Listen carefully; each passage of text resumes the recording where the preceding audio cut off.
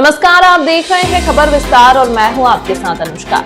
रीवा जिले के त्योथर तहसील क्षेत्र में आज सुबह बड़ा हंगामा देखने को मिला। परसिया क्रमांक 1 धान खरीदी केंद्र से परिवहन के लिए निकले 5 ट्रकों को कांग्रेस नेता कमांडो अरुण गौतम के नेतृत्व में किसान संगठनों ने रोक दिया। किसान ट्रैक्टर लगाकर ट्रकों के आगे खड़े हो गए, जिसके बाद पूरे इलाके में अफरा तफरी का माहौल बन गया। सूचना मिलते ही जिले के कई अधिकारी, food controller Kamlesh Tandekar, general manager Gyanendra Pande, DRCS Lekhnath Dwivedi, additional SP Sandeep Mishra, SDM PS Tripathi व थाना प्रभारी पुलिस बल के साथ मौके पर पहुंचे धरने पर।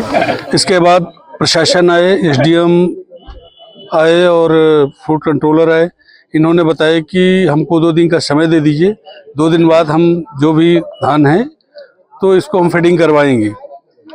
16 तारीख बीत गया, 17-18 हो गया, हमने 2 दिन और एक्स्ट्रा लिया, 19-20 हो गया, रिजल्ट 0 रहा। 21 तारीख को हमने फिर 111 ट्रैक्टर के साथ एसडीएम कार्यालय का घेराव किया और वहां पर फिर हमने बोला कि भाई 2 दिन का आपने समय मांगा था, अभी 20 तारीख खत्म हो गया, पोर्टल बंद हो गया, ये समस्या का समाधान कैसे होगा। इन्होंने बताया कि एक बार और मौका दे दीजिए, 25 तारीख तक इसका समाधान हो जाएगा। हमारी बात हो गई, भोपाल में कलेक्टर मैडम लगातार बात कर रही हैं। 25 तारीख हो गया, 26 तारीख को बोले छुट्टी है, 27 तारीख को फिर हमने वेट किया, 28 तारीख को हमने फिर एक चिट्ठी लिखा कि अगर आपका कोई इसमें निराकरण या कोई जवाबदेही नहीं बनती तो आज 29 तारीख को हम लोग यहाँ से नेशनल हाईवे होते हुए जाकर के सुहागी पहाड़ आरटीओ बैरियल में धरना प्रदर्शन करेंगे। जब आरटीओ बैरियल का मामला आया तो ये प्रशासन का नीति हराम हो गया। रात को 1 बजे तक प्रशासन का फोन मेरे पास आता रहा कि आप आरटीओ बैरियल क्यों जा रहे हैं, क्योंकि वहां से 15 से 20 लाख रुपए डेली का वसूली है। तो मैंने बोला कि ठीक है। जब आज हम लोग सब एकत्रित हुए तो जो जहां से हमको जाना था हाईवे में, वहां पर इतना ज्यादा बैरिकेडिंग पहले से प्रशासन लगा के रखी थी कि वहां जाना संभव था ही नहीं। हम लोगों ने फिर एसडीएम कार्यालय का घेराव किए और वहां पर यह डिसीजन हुआ, एसडीएम साहब ने बोले कि जिला के जितने भी आपूर्ति अधिकारी हैं और जो भी अधिकारी हैं, एडिशनल यहाँ तक के एडिशनल एसपी रीवा भी आए। इन्होंने वाटर कैनन का व्यवस्था कराया कि अगर आरटीओ में जाएंगे तो वाटर कैनन से भी किसानों का स्वागत किया जाएगा। दमकल की गाड़ियां थी, कई मतलब इन्होंने पुख्ता इंतजाम कर रखे थे, किसानों के इतने हमदर्द हैं। परंतु अभी फिर हम लोगों ने यहाँ पर फिर एसडीएम कार्यालय से परसिया खरीदी केंद्र में आए हैं और लगातार प्रशासन से बातें चल रही हैं और सिर्फ वही लॉलीपॉप वाली बात है। तो हम लोगों ने ये मांग रखे हैं कि आप पहले रिटर्न में दीजिए कि जो भी 40 किसानों का धान है वो आप अपने अंदर सुपुर्द में लीजिए और जो भी 1600 क्विंटल धान आपने सरकारी धान यहाँ पर है जो गवर्नमेंट के खाते में फीडिंग है, तो वो भी धान इनके साथ रहेगी।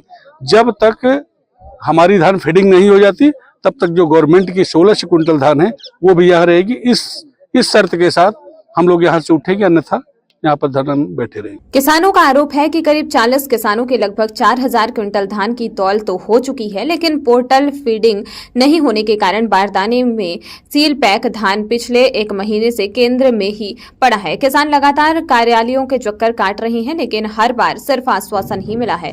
अधिकारियों ने मौके पर फिर वही बात दोहराई कि भोपाल स्तर से पोर्टल खुलने पर ही फीडिंग संभव है। घंटों चली बातचीत के बाद प्रशासन ने धान को अपने सुपुर्द लेने और फीडिंग जल्द कराने का भरोसा दिया है। अब देखने वाली बात ये रहेगी, क्या किसानों को वास्तव में राहत मिलेगी या फिर उन्हें एक बार फिर आश्वासनों के भरोसे ही छोड़ दिया जाएगा। ये परसिया क्रमांक 1 के जो खरीदी केंद्र में 40 किसानों की धान खरीदी मतलब तौल हुई थी, लेकिन पोर्टल बंद हो जाने के कारण पोर्टल में एंट्री नहीं हो पाई थी। उसी समस्या को लेकर के ये किसान लोग यहाँ पर इकट्ठा हुए हैं। आज हमने सभी जो जिला के अधिकारी हैं, जैसे खाद्य नियंत्रक हैं, नागरिक आपूर्ति निगम के जिला प्रबंधक हैं और कोऑपरेटिव बैंक के उपायुक्त हैं, जिला सहकारी बैंक के महाप्रबंधक हैं तथा और अपने जो क्षेत्रीय अधिकारियों की उपस्थिति में और किसानों के साथ बैठ करके बात हुई है।